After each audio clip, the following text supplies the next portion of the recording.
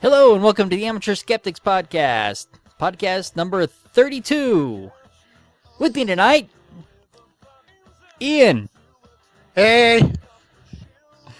And of course, with me, as always, Mac. Hey, I'm podcasting from the gloomy skies of Lakewood. They are kind of gloomy. I kind of like it. I'm not disliking it either, so. All right. So how you guys doing this evening? Doing good. Doing all right. Yeah? I got a lot of stuff done today. You I did? accomplished many important things, one of Yes. which was yet another step toward getting that old, 30-year-old compound bow in shape to shoot, which is that I picked up carbon arrows for it Very good. for a good price at Dick's Sporting Goods. Targets beware. Dick's Sporting Goods. Embarrassing name, good prices. Good. All right. Probably not the promo they would have wanted.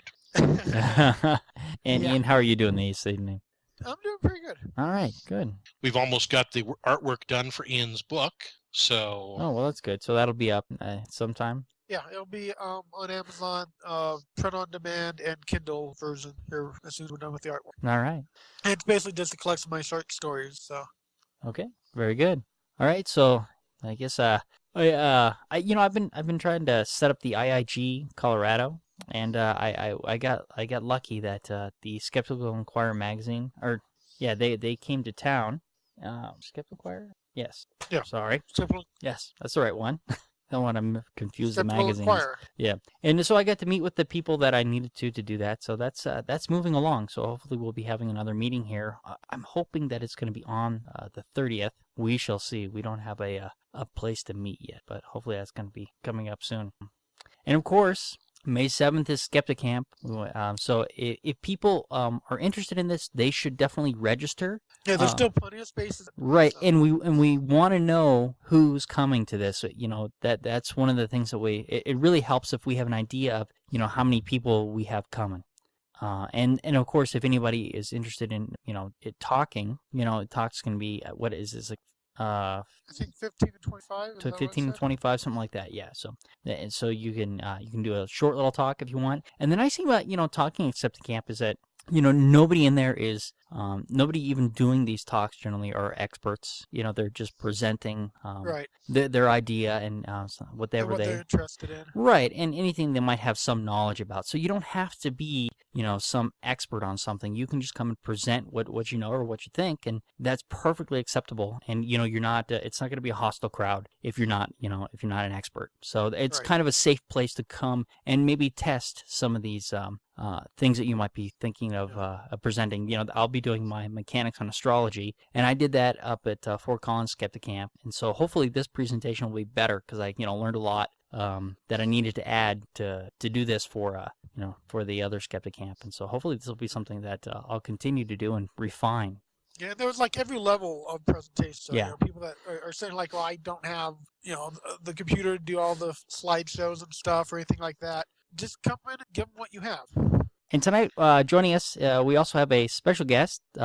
Gary is joining us. Say hello, Gary. Hello to all.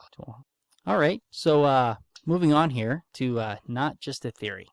No, I found I forget exactly how this came to my attention, but you know, this is one of the this website is nice because it goes through the difference between what the common use of theory and the scientific use of theory.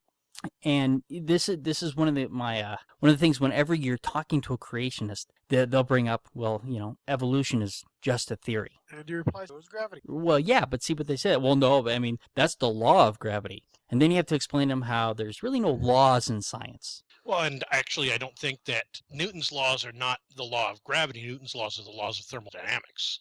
I don't think he actually ever referred to gravity as a law, did he? It doesn't matter. The thing it is that gravity is a fact. If you drop something, it will hit the ground. And so the theory of gravity is our best attempt to explain what gravity is and how it's working, which is why it changes. Gravity isn't changing, but our understanding of it will change as we go. And evolution is the same way. Evolution is a fact. We have seen it happen. And the theory of our evolution is our best attempt to explain how it's happening. And once again, as we learn more, this is going to change. So this Right. this website really went through and talked about this, and gravity is the one that is most commonly used because gravity is pretty easy to accept. The apple is going to fall on your head. Some of us have a much better understanding of gravity than others. I have a very good understanding of gravity at my weight. Yeah, so this was a good document, So if anybody says, well, it's just a theory, you can point them here. That what most people call a theory is actually a hypothesis. The theory Right. of gravity is a pretty well established group of facts.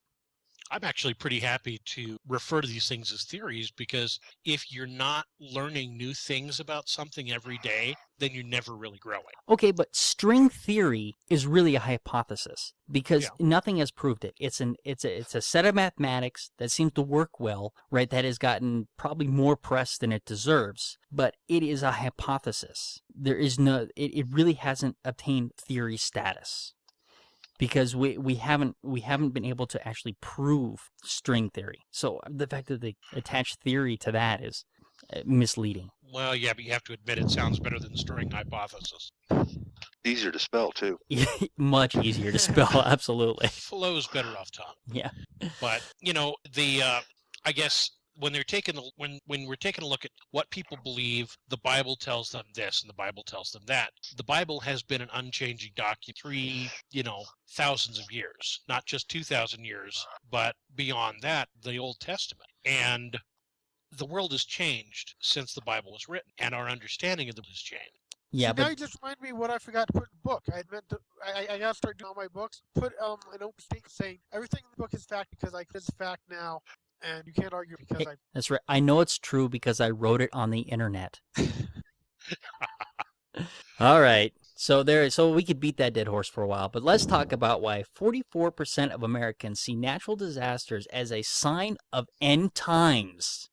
Well, Mr. Camping will be excruciatingly happy to hear this. Yeah, and that's the follow-up about him.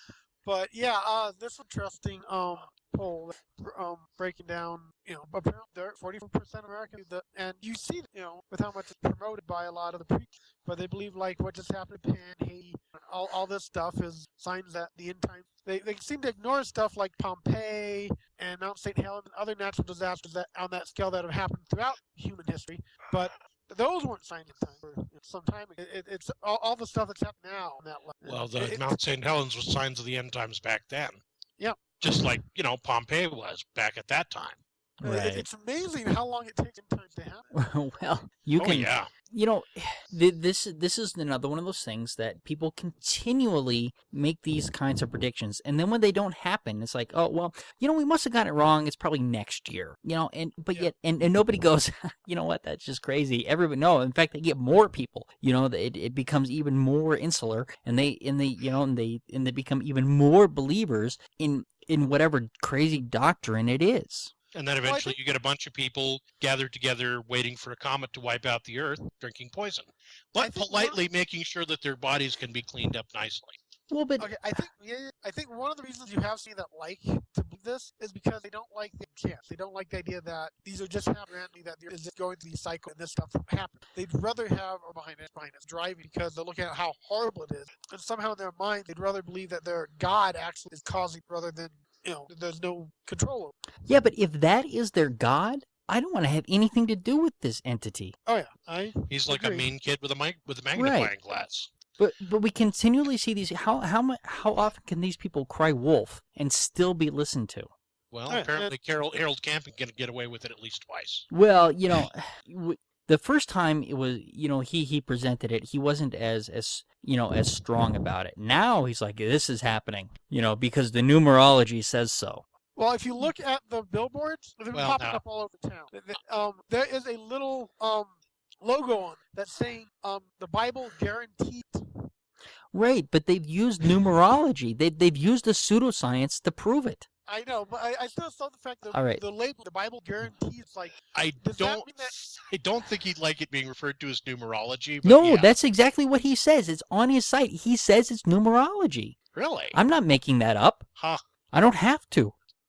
Yeah, if you go to wecanknow.com, that's one of the things he used was numerology, which is the same, same exact kind of thing as astrology. It's ridiculous. Now, so the next story, what you need to know. All right. Um, So we about got on Judgment. right. So But- we got off on a Yeah.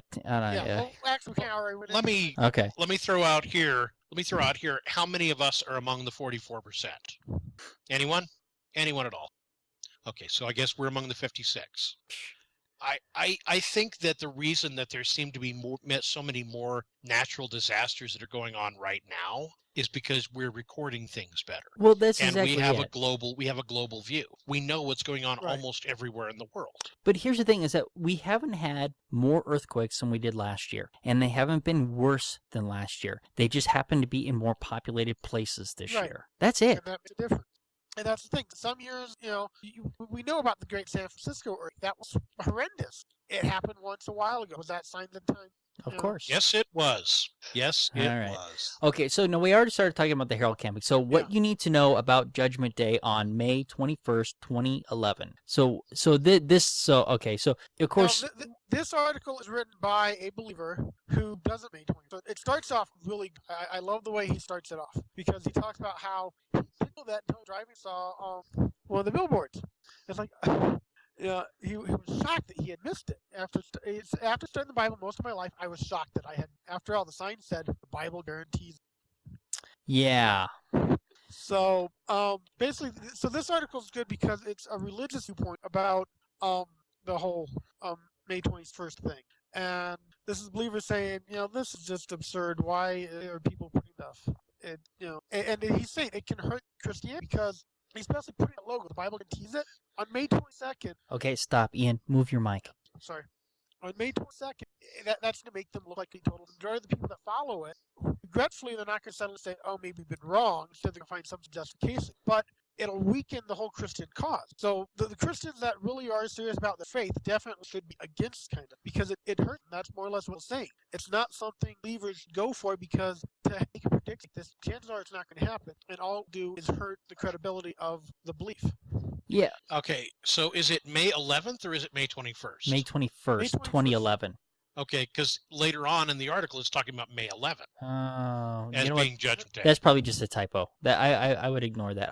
It says it twice in the article. Okay, but Harold Camping says it's the 21st, and he's right. Okay, That my appeal to authority there. I'm just saying I need to know if I've got like an extra 10 days to get the barbecue stuff.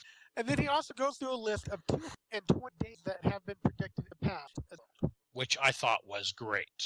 I thought that was a very nicely assembled piece of Yeah. information.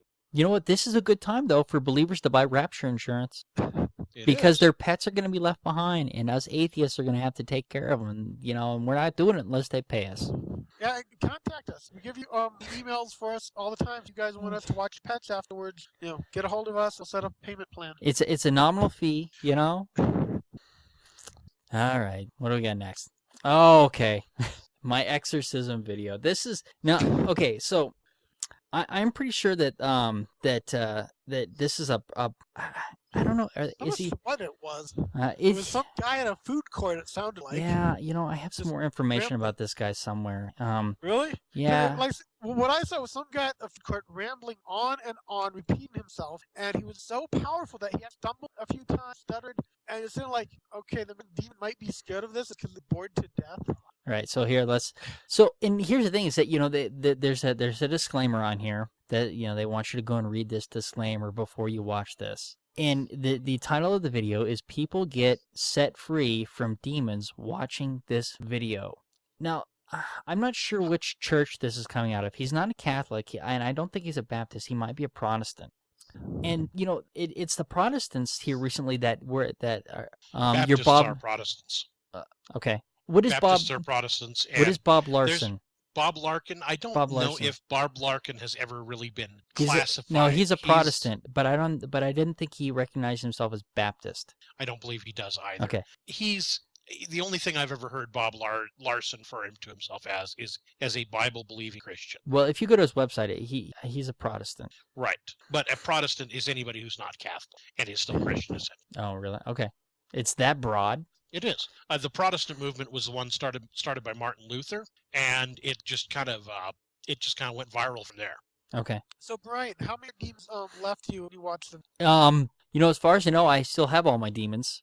I don't think it was able to release I any of them. think my inner demons are still intact, but I feel that maybe some of my outer ones may have vacated. So. Okay, but Let here's it the thing. appear. Here's the thing that scares me about all of this exorcism stuff going on. I mean, aside from all of the kids that are being killed, and that is really difficult for me to sit and read all of these court transcripts and everything. I was telling you earlier about one of them that I've been following up on. There was one that it was in Texas, and it was the lady's, I think, daughter and the boyfriend had basically beat the kid to death, broken the legs. I mean, it was, and bit him, I guess. And so I've been following that trial, and it's just disgusting.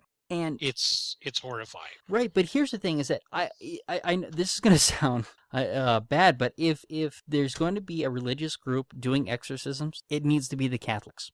Because they've got the most experience at it, and they know well. At least as far as we've seen, the Catholics haven't actually managed to kill the They same haven't numbers of people haven't as the killed amateurs. anybody. No, because they have a very specific rite of exorcism. And they say they say how rare it is, unlike the Baptists and the Protestants that are constantly doing these exorcisms. I mean, it's huge. Most of the exorcisms that I found are a lot of Baptists and other Protestants. Well, talking to Bob Larson, he finds demons in everybody. Oh so- yeah, he had that TV show there for a while. I don't know if that's still going on, and so he constantly was doing exorcism. And then he was also, during his radio host career, when he was shilling for his book, which was about a radio host who gets involved with getting people free of demons. Right. Yeah. Well. So anyway. I don't know if it was autobiographical or fiction. The Catholics have a very stringent.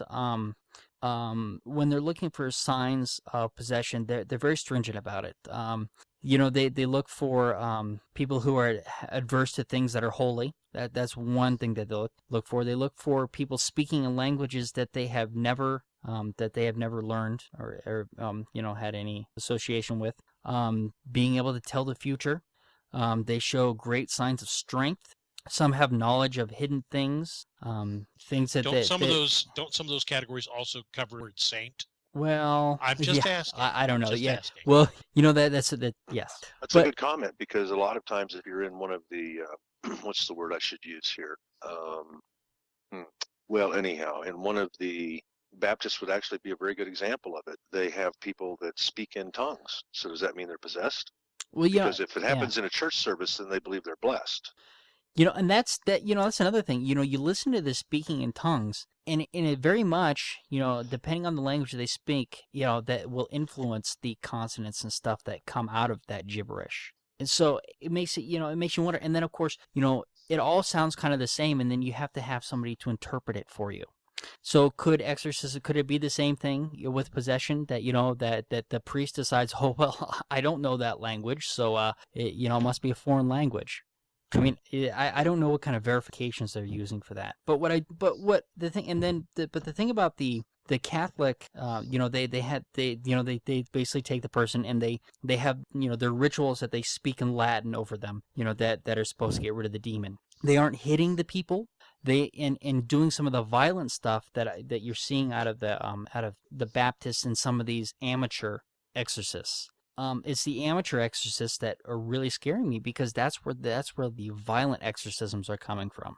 Violent and fatal. Well, very fatal. I mean, I haven't found. It's been 2 weeks. I didn't find a new exorcism this week, but there was a lot of news about the trial, and most of the exorcism news that I've been seeing has been that. So I didn't find a new exorcism this week. But for the most part, we've been able to find 1 or 2 a month of fatal exorcism.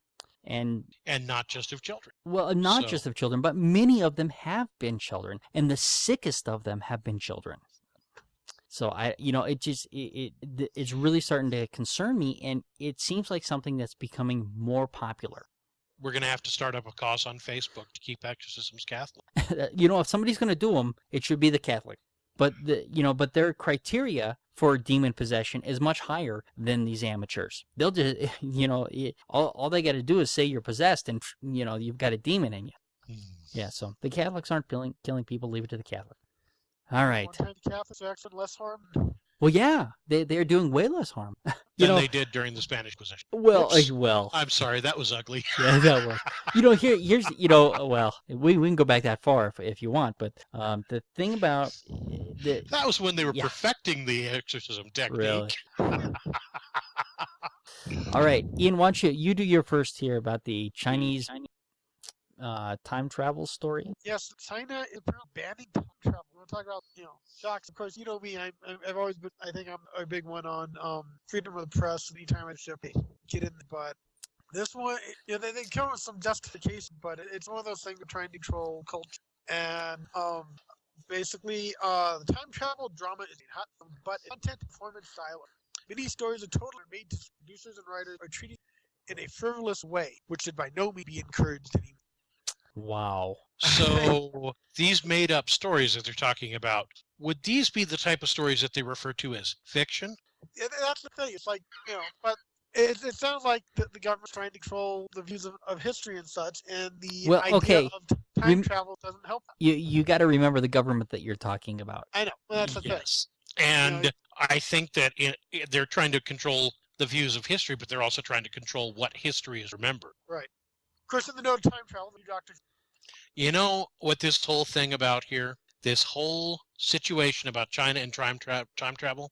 This is all about the talons of Wang Chiang. I bet you it goes right back to it.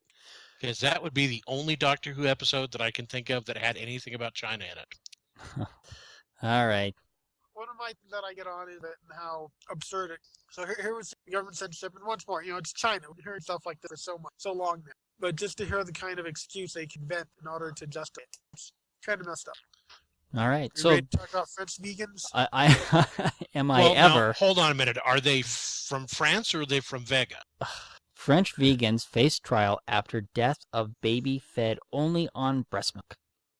So in France, this couple, and actually I think that it says that they ran a vegan market. Is that correct? Anyway, that the parents were vegans and their child was sick. And instead of getting proper medical attention, it looks to me like they used homeopathic medicine to treat the sickness. And they used homeopathic medicine, and they used.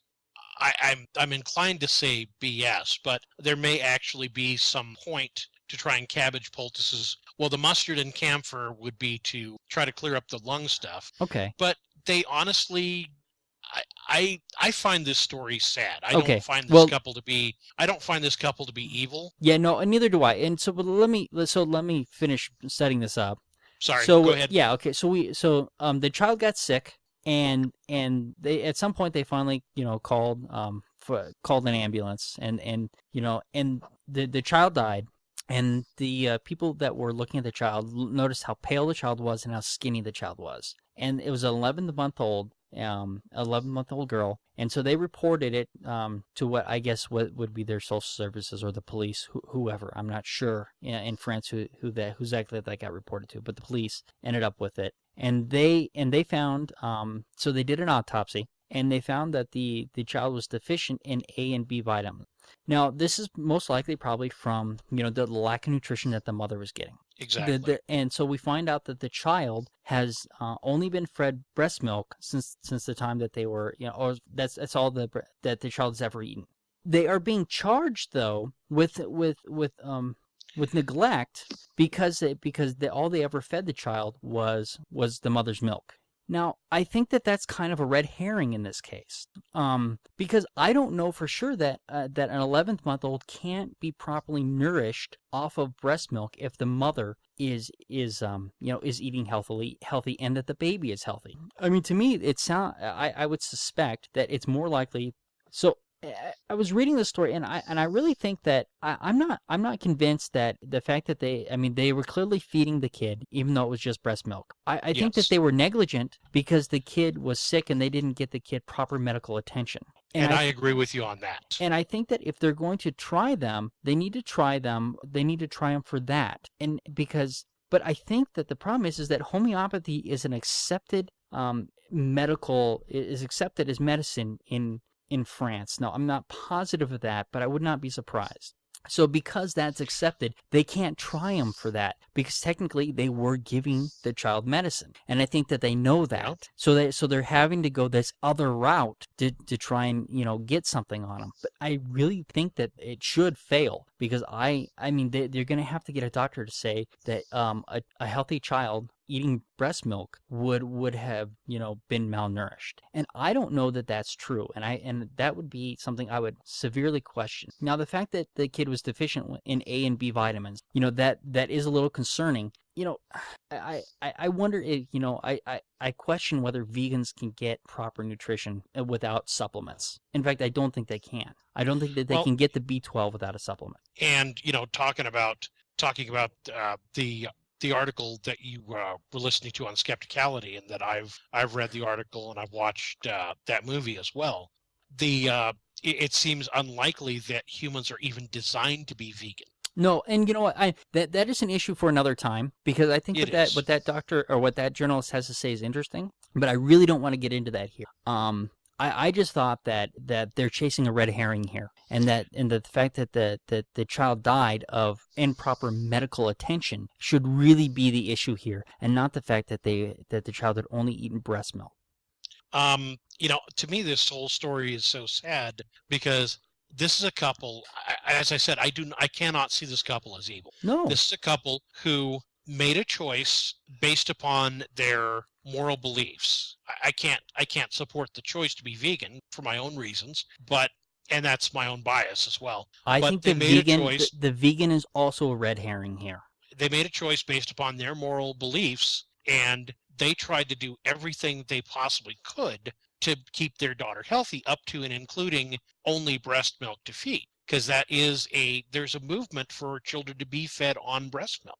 Okay, and so I have my own issues with that as well. But the point is that this is a family. You could easily make the argument that they were trying to do everything that they could to nourish this life that they were given. Except they didn't take the kid to a doctor. They didn't realize at some point that they couldn't help this child and get the kid to a doctor. And for that, they are neglectful. For using homeopathy, they are neglectful. But the problem is that is recognized as medicine, even though it's only water.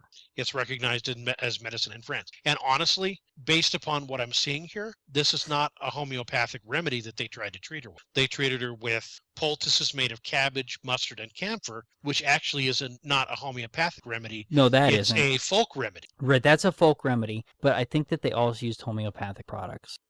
So, But still, with the idea that there's a certain level of, you can try that stuff, but you have to think about the child's well-being and say, okay, move up and do the right thing and actually see a doctor. Well, and this is one of the issues that, I mean, an overall issue. Like, we had the child who died in Australia of eczema because they would only use homeopathic products. And so these kinds of I mean, this is a death that probably could have been avoided had they gotten proper medical attention. But because they spend so much time, and maybe some of it's fair, demonizing Western medicine, people are sometimes resistant to it. And instead they go with magical thinking. But magical thinking is so much fun. It has its moments, but, science will trump it every time. I'm afraid my favorite part of the magical thinking. Well, did I lose everybody? Hello? I'm here. Oh, you're here. We just left. So nobody was actually killed by it. That's good. Jeez. That was ill done of me. I'm so sorry. Is that what you were trying? Oh, man. All right. Oh, man. See, why are all these mine? Okay, so Oregon, which is where we have the followers of Christ Church who believe in faith healing over doctors. Oregon is removing the laws that protected faith healing in their state. So and this is a long time coming. I mean, they've tried to work with the followers of Christ Church, and because we went over the article where the district attorney was reaching out to them, but yet they would have nothing to do with it. And so now they won't have the legal protections that they had prior. So I imagine now, hopefully, they will be able to get even more severe charges against people. They've been able to get them for negligence and involuntary homicide, I think they've gotten. But now I think that they'll be able to even go further. And this article goes back and talks about, and we've covered some of these, the toddler that died in 2008 and a couple of others. So, yay. And then the other thing I've got here is this doctor is calling for doctors to stop referring people to homeopaths. Let me chime back on that followers of Christ thing. Okay, Brian. go ahead. Yeah, sure. Was that also the church where they had decided that the child was where they starved the child for not saying grace? No, I don't think That was a different one. Okay. That's a different one. That's not followers of Christ. Followers of Christ, they've had several incidents where they have where kids have died of relatively easy things for us to treat. And I remember one of the over. things was the parents didn't take the kids to the doctor, and one of the comments in the thing pointed out that the mother was wearing prescription glasses. Right, exactly. Yeah, that's the one. Pointed out that she only kind of takes the medicine that she wants. Right, So, and as a follow-up, she was convicted. yes. So she's I think they actually know they're out on parole now. They got out on good behavior. I suspect though that their other kids will now get better health care than their previous child that died. One might hope. I would hope. And how do you accomplish good behavior for that particular crime? Do they accomplish good behavior for that crime by not keeping anybody else in jail from going to the infirmary? I'm just asking. I think it's a fair question. How can you define the standard of good behavior considering the crime that they committed?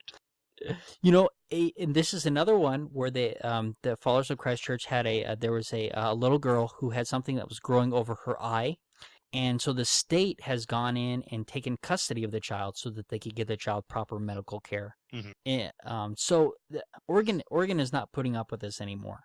I think that they're pretty much over the Followers of Faith or of Christ Church. Yes. I don't know what that means for the Christian, they're Scientologists though in that state. Scientologists or Christian scientists? Christian scientists, not Scientologists. Yeah.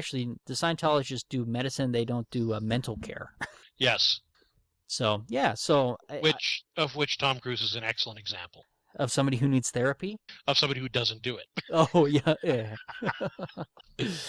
All right. I'm sorry, that was ugly. Oh, we lost somebody. We lost Ian. I'm back. Okay, good. All right. Ian, I'm seeing from your avatar, it looks like you did enjoy the picture that much. Oh, yeah. All right. So anyway, so let's move on to this other one real quick here so that we can get on to bullying. Okay. And the proper ways to bully. Is that what we're covering tonight? We're covering the Casey Haynes thing. We're covering a bunch of different stories on bullying that I took a look at. But, I guess one of the questions that's come up is bullying actually, is it an evolutionary imperative? All right. So there you go. There's your teaser. We'll be getting to that as soon as I'm done bashing homeopaths. Well, then we'll be there for quite a while. Oh, yeah. Okay. I swear I will make it quick. Okay.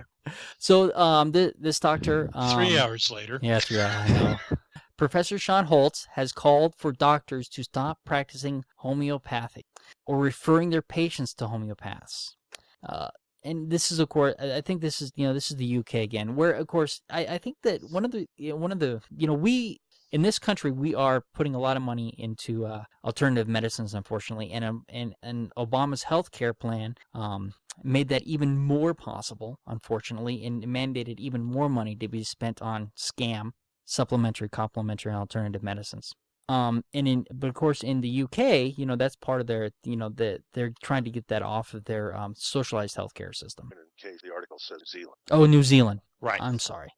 Okay. Well, it says New Zealand and the UK states that practice homeopathy, so it's both. But there was one in here I wanted to read.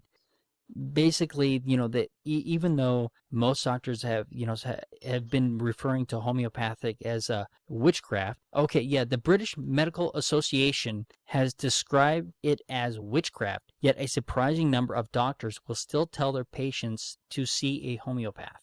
See, I think there's different levels of that personally. I think, there's some things that are, reading in this article are just plain ridiculous. Such as? Berlin.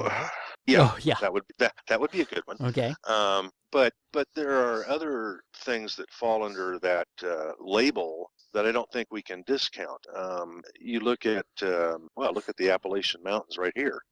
There's a lot of medicine practiced up in those areas where they use roots and herbs and things that we would consider to fall under the category of homeopathy. No, we But- wouldn't. We will absolutely would not consider those things as all. You may call them natural medicine, but they are not a homeopathic product.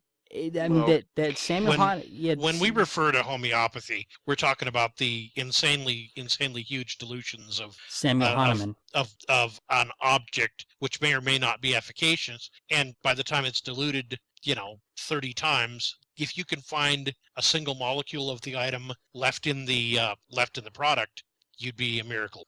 Yeah, I'm not discounting natural stuff such as roots and stuff like that. Those are not homeopathic products. When we're talking about homeopathy, we're talking about Samuel Hahnemann, we're talking about the law of similars, and we're talking about the law of infinitesimals. We're talking about what the system of medicine that he created. Homeopathy has unfortunately gotten mixed into all these other natural things that I think that you're right. There's probably in the roots and stuff in the Appalachian Mountains that probably do have some benefit.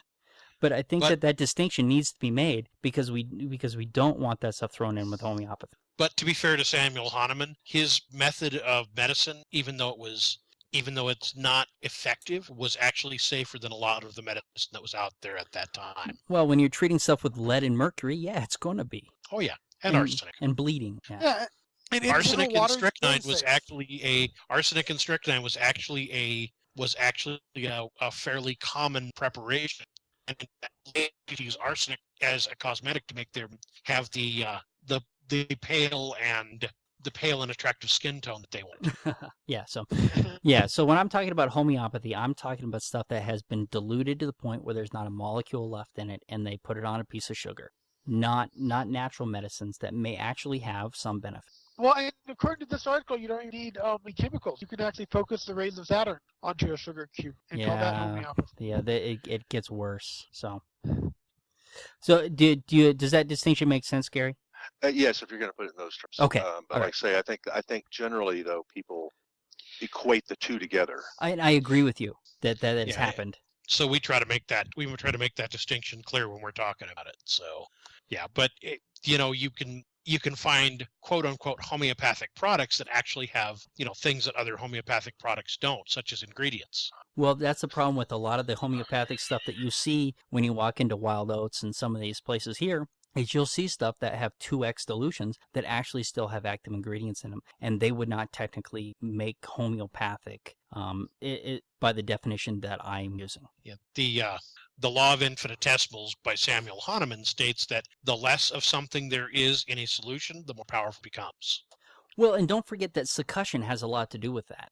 You have to take and succuss that against a piece of leather. I like to use my Bible. Yep. I think that he came up with the law of infinitesimals, saying that the smaller something is, the more powerful it becomes, by watching small, mean dogs. All right, Ian, tell me about Little White Lies. Okay. Well, this article I found interesting because it looks at basically the overall thing is how we lie to ourselves. But this website iVillage apparently did a poll about white lies, and according to it, 65% of women lie to themselves, mostly about little things. But the idea of the deceiving yourself, self-deceit of even something like that, I think carries over into a broader realm. I think that a lot of people do that, and it is like little white lies. And we see that, I think, quite often in religion and such, where the people lie to themselves in order to justify what they're doing. And they think it's small and harmless, and yet they get caught in it, making it a bigger thing than it is. Okay. So I found the idea that they're presenting her, to me, shows a bit about how our society is. Okay, so let me ask you this, though. How many people took this poll? It doesn't say. According to the About iVillage, there are 30+ million visitors per month. Okay, all right. But that doesn't mean that 30+ million unique visitors took the poll. And what's the demographic of those people? Women. That's the only demographic they get. Okay, and what is the error rating of the poll? I couldn't find one listed. And what's the confidence rating of the poll? Couldn't find that either. This is an online poll on So some of the women taking the poll could have actually been men lying about being women. Why not? Yes. Why not? I just wonder about these kinds of studies, because there's nothing here that to indicate to me that there's any reason I should believe this. Well, and to me, I look at what we've got here in this poll, and the giggle, I lie to myself more than I lie to my boyfriend, seems to me to be a very socially acceptable response. So I'd be inclined to think that even of the people who took the poll, they were probably telling lies when they took the poll. Right. Well, Well, that's another thing with something like this. The overall honesty, even on something where no one can leak it back to you. How much do people lie there? But of course, the joke they say is 97% of the women admit to having lied, and they question the other 3%. So it's fine if people want to do these kind of puff pieces, but what really irritated me is that where you linked to this first was an actual news station that covered this poll, which and it wasn't yes, it wasn't even this detailed. They abbreviated. It was terrible. So, and they it shouldn't have been there. I mean, do I watch the news for this kind of junk? No. Agreed. And even the article itself, will say, take a grain of salt, look at it. If it gets you think, fine, but don't take it as literal. I admit that. But I still think there was something to be said in there. Like I said, the main thing that caught me was the 65% saying they lie to themselves. That I could actually be maybe the most truthful of the statistics. If anything, there's probably more than that. Okay. All right. I think majority of people lie to themselves about little things, and that's where we get a lot of issues. We talk about stuff like homeopathy, a lot of stuff we've talked about. The parents not take the kids to a real doctor. I think there is a level of them lying to themselves, trying to convince themselves, hey, wait a minute, I know the next cure we're going to try to work if they have doubt. A lot of stuff like that. I'm doing the best thing for my child, even though I should be taking the child to the doctor. I'm doing the best thing that I can. Yeah. Right, and they're convincing themselves. And I think the idea of how many people tell themselves little white lies is something to look into. And like I said, it's the highest rate of any lies on here, outside of just saying they lie in general. All right. So, Brian, you did bring up an interesting question, though, which is, do I watch the news for this?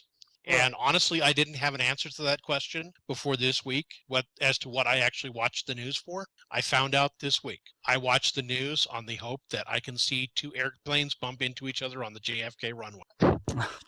Yeah. Did you guys see that video? No. I haven't seen the video, but that Airbus, Yeah, the regional plane, the little regional plane, got picked halfway up and spun about 120 degrees around, I would say. Not 360, but definitely more than 90. Well, I think it's time to end this technically challenged show. You have anything else tonight? I got nothing. All right. No, I think we're good. All right. Good night, everybody. Good night. Good night. Thank you for listening to the Amateur Skeptics podcast.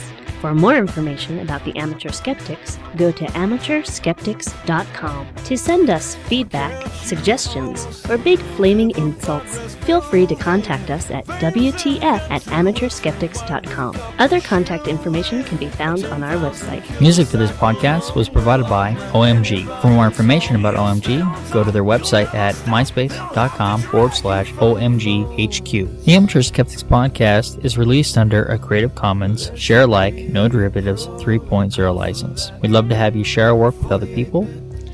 Amateur Skeptics website, Facebook, and podcast album art is provided by and copyright Shadow Knight Digital Portraiture. Larger prints or custom pieces are available upon request. Please do not attempt to alter or commercially distribute without written permission.